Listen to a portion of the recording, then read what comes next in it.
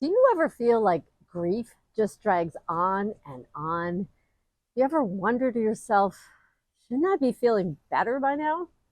And honestly, does time really heal all wounds?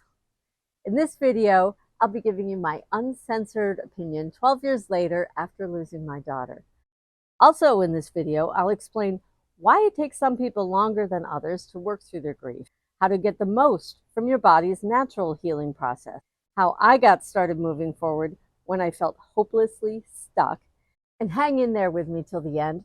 I'm going to shed some light on the two biggest reasons why it's so easy to get stuck in grief and how I worked through it. So here we go. So, how long does grief last anyway? I believe everyone asks themselves this question eventually. Sooner or later, we all find ourselves at some point crying and saying, why am I still crying so much? When is this going to end? For starters, there are no rules. There's no right way, no wrong way.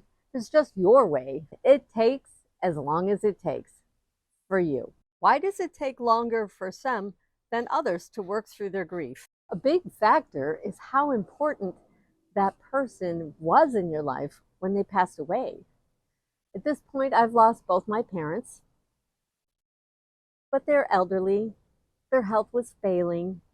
They lived 1,500 miles away. Okay, I was very sad when they passed away, but my whole world didn't get turned upside down. And I would say my grief was measured in terms of months.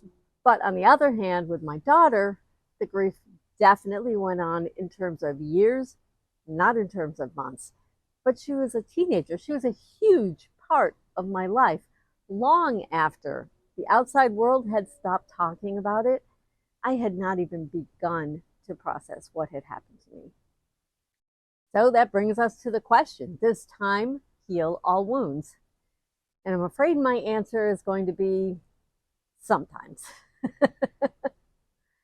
With my parents, it was enough to get me through.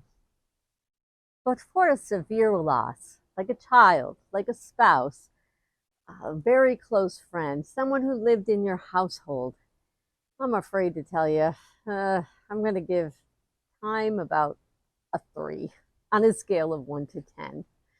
So that's a big thumbs down if you're relying on that to get you all the way through your grief.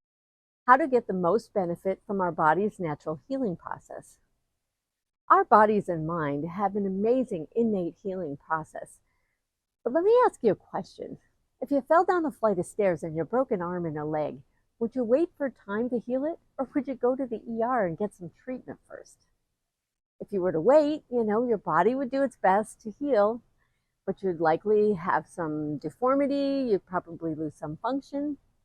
But if you went to the doctor and got it set in a cast first, then went home, once again, your body would do its best to heal, but this time the outcome would be so much better. By that, it might sound like I'm advocating for therapy, and honestly, I think therapy is awesome. But really, what I'm trying to say is more than what you do, is that you do something proactive to start moving yourself forward if you find yourself feeling really stuck in grief. I actually never went to therapy personally, but once I decided, I made up my mind that the status quo was just not going to cut it, I began to search out things to help myself feel better, whatever they turned out to be. That was what was right for me. Honestly, you're not ready until you're ready, and you really can't be shoved into it. But at the same time, don't ask me how I know this. Days have a way of turning into months, have a way of turning into years.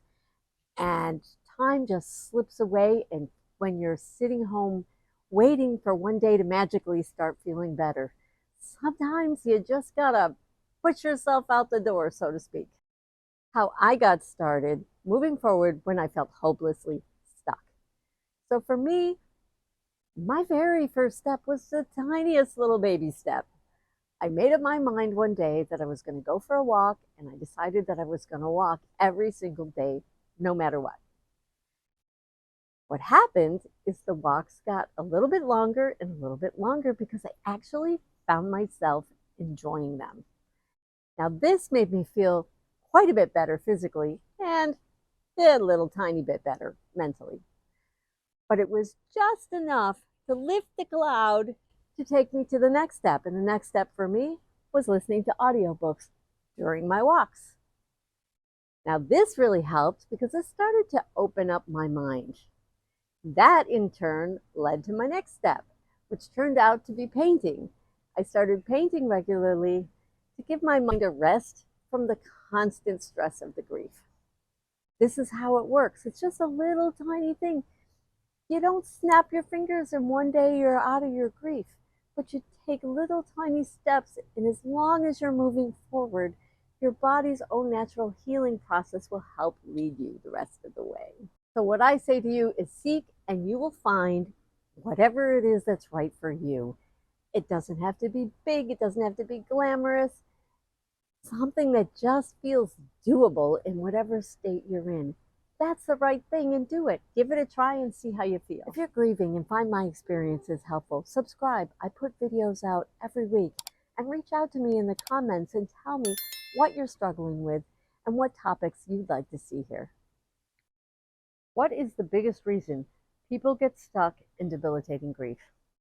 The big culprit for me and so many other people that I saw in support groups was getting stuck in a fixed mindset. And by this, I mean needing something outside of our control to change in order to feel better. Let me give you an everyday example of this to show you what I mean. Let's suppose there's a person who insists that they need to get a better job because they can't pay their bills. Okay, that makes sense. But they go out and look for a job, they don't find one. And when they don't find one, they give up, they feel trapped, and they shut down.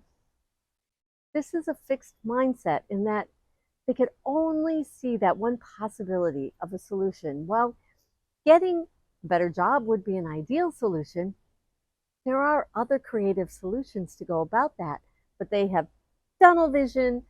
This is what they wanted. So consequently, they're unwilling and unable to see any other possible solution to their problem other than the one that they had decided on. So let's talk about how this relates to grief. For me, my daughter had died. Guess what? I wanted her back.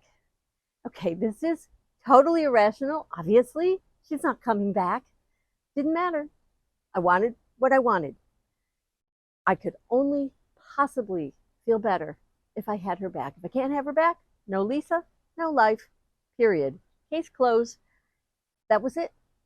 I was not open to seeing any other possibility of any way of ever putting my life back together. Before I go any further, I want you to understand something. That is a totally normal reaction to loss. As irrational as it is, I think everyone experiences this, the shock of it. We just want it to go back to the way it was. We don't care that it's not rational.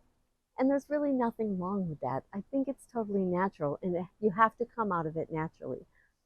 It becomes a problem, though, if you get stuck there. And this mindset, this fixed mindset, becomes the underpinning and the premise of your life going forward. At some point, you have to soften that up, and you have to consider other possibilities of other ways to live your life besides that one that you had before that you really want back. For me, I needed a boot to the head. And that boot to the head was my 13-year-old son. He needed a functioning mom back. He needed a mom that could go out and get a job and get a place to live so that he could move back home, because a year had already slipped by since I kind of fell apart. That was my wake-up call, and that kind of was my shove into finding a way to get better. In a way, I was lucky that I got shoved, because it's easy to just not do it if you're not getting shoved. How do you break through a fixed mindset? I started by recognizing the fact that I couldn't change or reverse what had happened.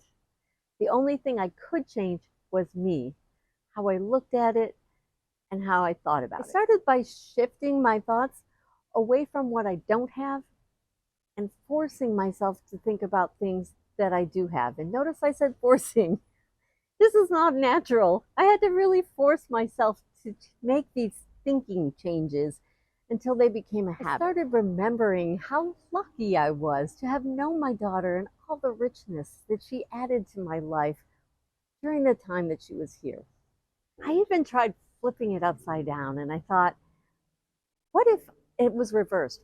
What if I had died and she was the one that was here? Would I want her wasting her entire life because of what happened to me?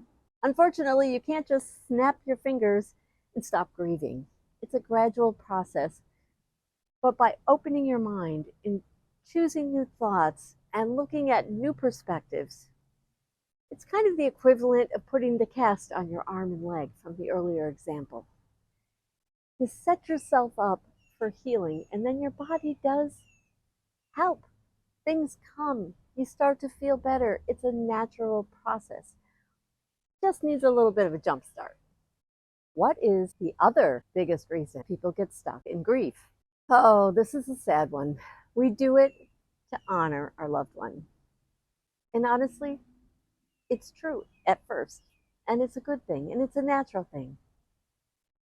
But it just doesn't hold up for the long haul. The best way to honor them is to become our best self, to carry on their memory, to become their legacy. To live a full life honors the impact of their life on yours. To live a broken life only honors the impact of their death on yours. I'm sorry, but once I saw this, I really couldn't unsee it. I wanted to honor my daughter. In my next video, I'm going to share with you the odd and not at all comforting words that I got from my brother-in-law right after losing my daughter that ended up changing my life. You can watch that one right here.